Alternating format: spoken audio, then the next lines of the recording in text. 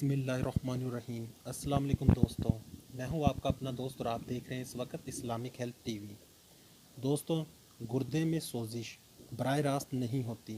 आमतौर पर गले की मुसलसल ख़राबी या किसी और मकाम पर सोजिश की वजह से जरासीम गुर्दों तक आते हैं।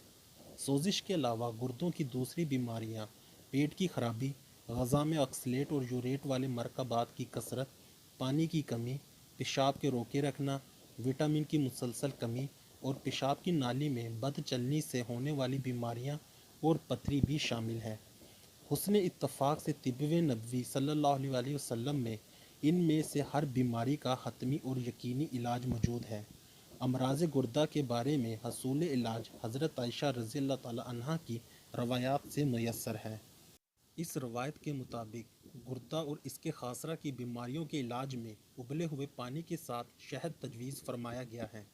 गुर्दों में सोजिश के अलावा बाज़ दीगर असबाब की बना पर एक कैफियत हाइड्रोनिक फोर्सेस अक्सर हो जाती है। इसमें खासरा फैल जाता है। ये फैलाव गुर्दे से पेशाब के खराज में रुकावट या पथरी या सोजिश की वजह से होता है। इन तमाम हालतों में मरीज़ को उबले हुए पानी में शहद मिलाकर दिन में कई बार पिलाया जाए तो इससे गुर्दे की सोजिश में कमी आती है। ऑक्सलेट या यूरेट के ज़र्रे जो फंसे होते हैं वो निकल जाते हैं और गुर्दे का फैलाव कम होने लगता है।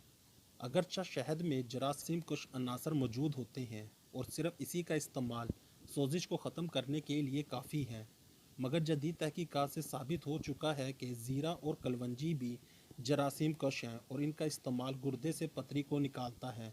इंजीर पथरी के अलावा ऑक्सलेट और यूरेट निकाल सकती है। इन तमाम चीज़ों को हालात के मुताबिक मुख्तलिफ़ सूरतों में शहद के साथ देना गुर्दों के अक्सर और बेशतर मसाइल का हल है।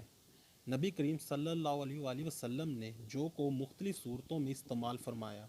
अतबाए जदीद एक अरसे से बुखार के मरीज़ों को जो का पानी पिलाते आए हैं। हमने इस पानी में जब शहद शामिल किया तो इसकी अफादियत अमराज़ गुर्दे में नुमाया हो गई। पेशाब लाने, तेज़ाबियत को दूर करने और अक्सर औक़ात अफूनत को दूर करने में शहद और जौ के पानी से बेहतर कोई चीज़ नहीं।